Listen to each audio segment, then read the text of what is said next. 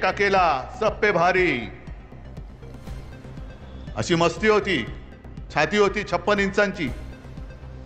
आता त्या छातीमधली हवा पण गेली. आणि एक अकेला सब पे भारी, आजूबाजूला सब भ्रष्टाचारी. आता अटलजींचा आत्मा ढसाढसा रडत असेल की काय. पहिल्यांदा अगदी 19 साली सुद्धा आपण फसलो होतोच. काय रुबाब होता, कारण शिवसेना सोबत होती. आणि त्यांचं एक वाक्य होतं, एक अकेला सब पे भारी. अशी मस्ती होती. छाती होती 56 इंचांची. आता त्या छातीमधली हवा पण गेली. आणि एक अकेला सब पे भारी, आजूबाजूला सब भ्रष्टाचारी. काय ही गत आले. म्हणजे अटलजींचा आत्मा रडत असेल वरून. ते जे बोलले होते की अशी जर का सत्ता मला मिळत असेल तर मी ती चिमटीत सुद्धा पकडणार नाही. आता अटलजींचा आत्मा ढसाढसा रडत असेल की काय कोणाच्या नाकर्तेच्या हातामध्ये भाजपा गेला आणि होता नव्हता भाजपाने खतम करून टाकला, संपवून टाकला. अरे शिवसेना अख्खी तुमच्या सोबत होती तेव्हा मोदीजी आणि शहाजी जी खरं लावण्याची गरज नाही. तुम्हाला महाराष्ट्रामध्ये किती वेळा यावं लागत होतं, किती सभा तुम्ही घेतल्या होतात, कारण अख्खी शिवसेना तुमच्या सोबत होती. का तुम्हाला औरसा आठवली मला कळत नाही. पण विनाशकाले विपरीत बुद्धी. विनाशच होणार असेल तर विपरीत बुद्धी होणारच. आणि म्हणूनच कदाचित हा एक नियतीचा संकेत किंवा देवाचे आशीर्वाद आहेत की त्यांनी शिवसेनेला त्यांच्यापासून बाजूला केली, की त्यांचा विनाश होतोय, तुम्ही नका राहू त्यांच्यासोबत, जाऊ दे त्यांना, बुडतायत बुडू द्या. अबकी बार भाजपा तडीपार तडीपार करून टाका. आणि काजूवरती, आंब्यावरती, कांद्यावरती जी निर्यात बंदी केलेली आहे ना, पहिली यांच्यावरची निर्यात बंदी उठवा, पहिला भाजपला निर्यात करून टाका. जाऊ दे साता समुद्रापलीकडे निर्यात तडीपार. पण मला यांचा सगळ्यांचा खरंच अभिमान वाटतो. हे ठीक आहे की त्यांनी संपूर्ण यंत्रणा वापरून शिवसेना चोरली, धनुष्यबाण चोरलं. पण विनायकरावजी मला तुमचा अभिमान आहे. भास्करराव, वैभव, राजन सगळे म्हणून इकडे बसलेत, मला तुमचा अभिमान आहे. कारण समोर जो उभा आहे त्याला रोज टोप घालताना विचार करावा लागतं. डोकं खाजवायला मिळतं तेव्हा, टोप घातल्यावरती मिळत नाही. तेव्हा खाजवून विचारतो, अरे आज कोणत्या पक्षात होत आपण.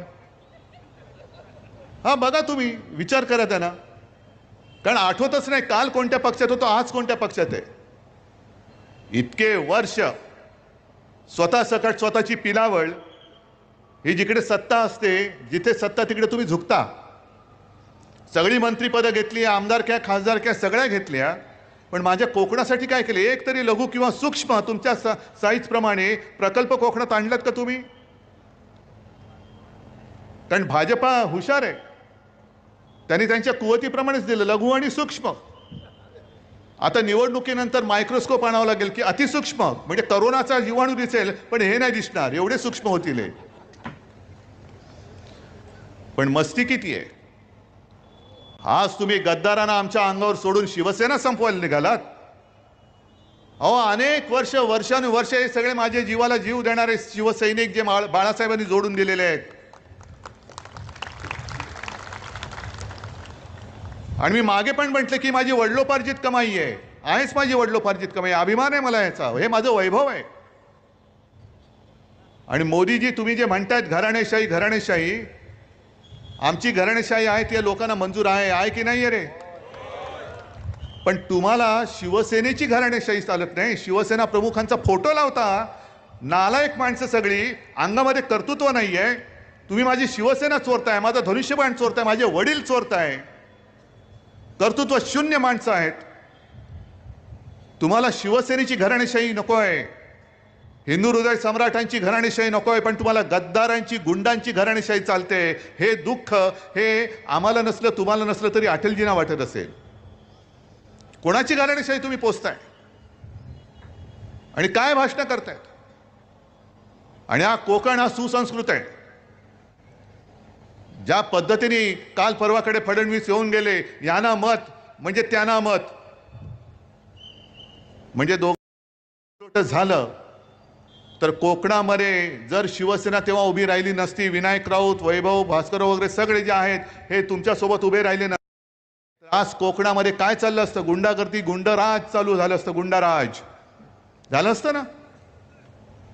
मग तुम्हाला परत गुंडाराज पाहिजे कोकणमध्ये? उघड उघड सांगतायत की याना मत म्हणजे त्यांना मत, आणि भाजपचे इथले लोक काही करू शकणार नाहीत. जे कल्याणमध्ये घडलं, कल्याणमध्ये भारतीय जनता पक्षाचा एक आमदार गणपत गायकवाड अनेकदा त्यांनी त्यांच्या वरिष्ठांकडे तक्रार केली की हे बघा काय चालले, हे बघा काय चालले. कोणी ऐकायला तयार नाही. शेवटी एवढा उद्विग्न झाला, त्याच्या मुलाला पोलीस स्टेशनमध्ये जेव्हा यांच्या मिंद्यांच्या गुंडांनी धक्काबुक्की केली तरी पोलीस काय करायला तयार नाहीत, म्हणून बाप म्हणून त्यांनी गोळ्यात घातल्या त्याला. मी काय समर्थन नाही करत. आणि त्यांनी म्हटलेलं आहे की जोपर्यंत या मिंद्याच्या हातामध्ये सत्ता राहील तोपर्यंत या महाराष्ट्रामध्ये गुंडांचं राज्य राहील. आज जुलूम जबरदस्तीने ते कारभार करू इच्छित आहेत. मी विसरलो नाही अजून. बारसूमध्ये मी जेव्हा आलो होतो, माझ्या माता भगिनींना कशा पद्धतीने मारहाण केली होती. जर शिवसेनामध्ये पडली नसती तर आज बारसूचा विषय हा लोकांनी संपवला असता की नसता हे तुम्ही सांगा. फौज आणून उभी केली असती. आणि कदाचित मी असं म्हणत नाही की त्यांचं सरकार येणार तर नाहीच, पण त्यांचं स्वप्न हेच असेल की आपलं सरकार आल्यानंतर बघू ना बारसू काय जैतापूर काय फौजा आणून उभ्या करू आणि कोणाला मारायचंय. मागे जैतापूरमध्ये गोळ्या घातलेल्याच आहेत, गोळीबार झालाच होता. मग त्याच पद्धतीने यांना जर कोकण स्वतःच्या विळख्यात घ्यायचं असेल तर बारसूची रिफायनरी ही तुमचा विरोध डावलून सुद्धा ते उभं करू शकतील. आणि मी तुम्हाला वचन देतोय, आपलं इंडिया आघाडीचं सरकार येणार म्हणजे येणार, आणणार म्हणजे आणणारच.